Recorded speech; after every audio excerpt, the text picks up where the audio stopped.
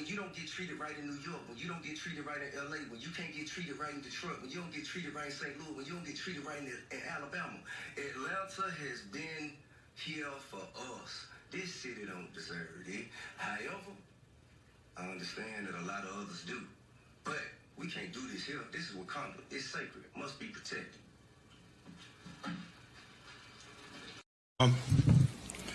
I didn't want to come, and I don't want to be here. I'm the son of an Atlanta City police officer.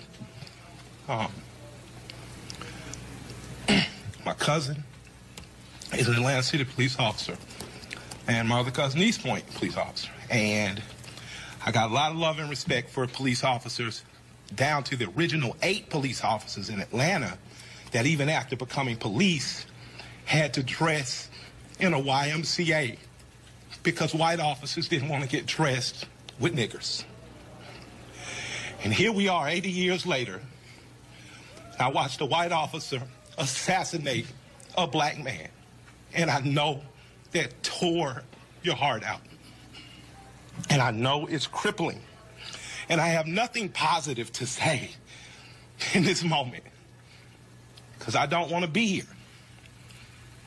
But I'm responsible to be here because it wasn't just Dr. King and people dressed nicely who marched and protested to progress this city and so many other cities. It was people like my grandmother, people like my aunts and uncles who were members of SCLC and NAACP, and in particular, Reverend James Orange, Mrs. Alice Johnson, and Reverend Love, who we just lost last year.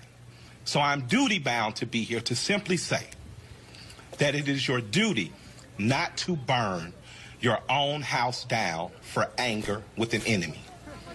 It is your duty to fortify your own house so that you may be a house of refuge in times of organization. And now is the time to plot, plan, strategize, organize, and mobilize. It is time to beat up prosecutors you don't like at the voting booth. It is time to hold mayoral offices accountable, chiefs and deputy chiefs. Atlanta is not perfect, but we're a lot better than we ever were, and we're a lot better than cities are. I'm mad as hell. I woke up wanting to see the world burn down yesterday because I'm tired of seeing black men die. He casually put his knee on a human being's neck for 9 minutes as he died like a zebra in the clutch of a lion's jaw. And we watch it like murder porn over and over again. So that's why children are burning to the ground. They don't know what else to do. And it is the responsibility of us to make this better right now. We don't want to see 1 officer charged. We want to see 4 officers prosecuted and sentenced. We don't want to see targets burning. We want to see the system that sets up for systemic racism burnt to the ground. And as I sit here in Georgia, home of Stevens, Georgia, former vice president of the Confederacy, white man said that law, fundamental law, stated that whites were naturally the superior race, and the Confederacy was built on a cornerstone. It's called a cornerstone speech. Look it up. The cornerstone speech that blacks would always be subordinate. That officer believed that speech because he killed that man like an animal.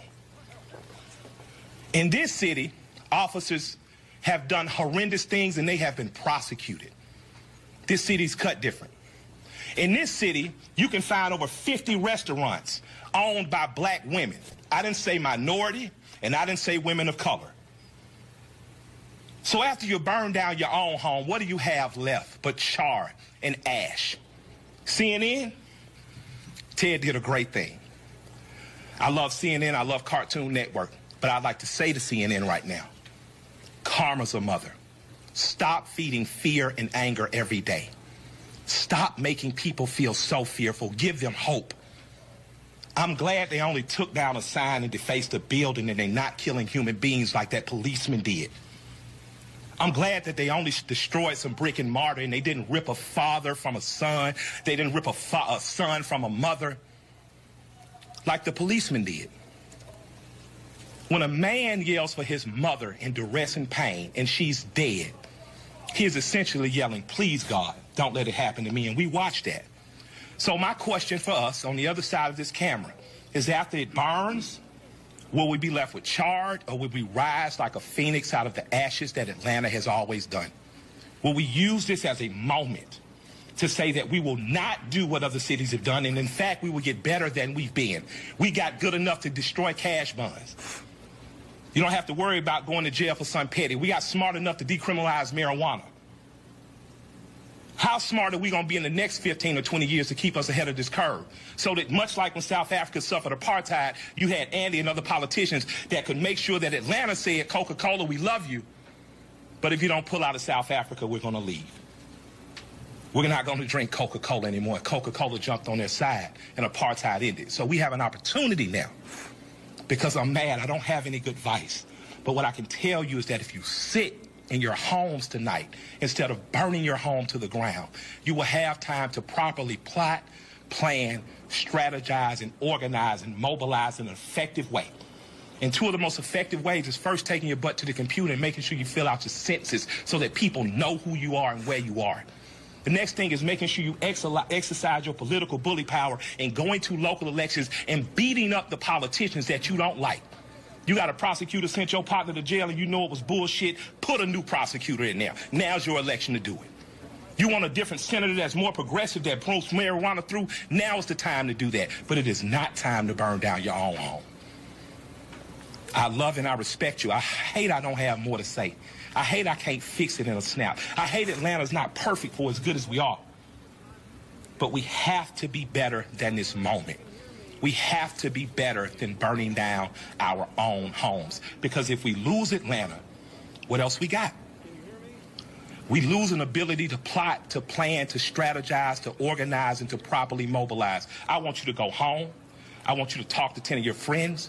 I want you guys to come up with real solutions. I would like for the Atlanta City Police Department to bring back the Community Review Board, one that Alice Johnson was formerly under Chief Turner. We need a review board here ahead of it before an officer does some stupid shit. We need to get ahead of it. That's my recommendation to my mayor and my chief.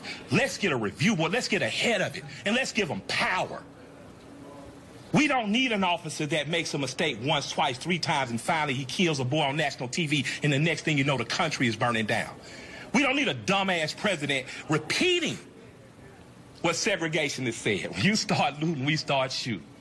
But the problem is some officers black and some people gonna shoot back. And that's not good for our community either. I love and respect you all. I hope that we find a way out of it, because I don't have the answers, but I do know we must plot. We must plan, we must strategize, organize, and mobilize. Thank you for allowing me some time to speak. I'd like to appreciate our chief for what she said on YouTube. I thought it was very bold to do. I'd like to appreciate our mayor for talking to us like a black mama and telling us to take our ass at home. And I'd like to thank my friend for convincing me to come here. And I'll defer to Joe Beasley now because he knows a hell of a lot more than we do. Thank y'all.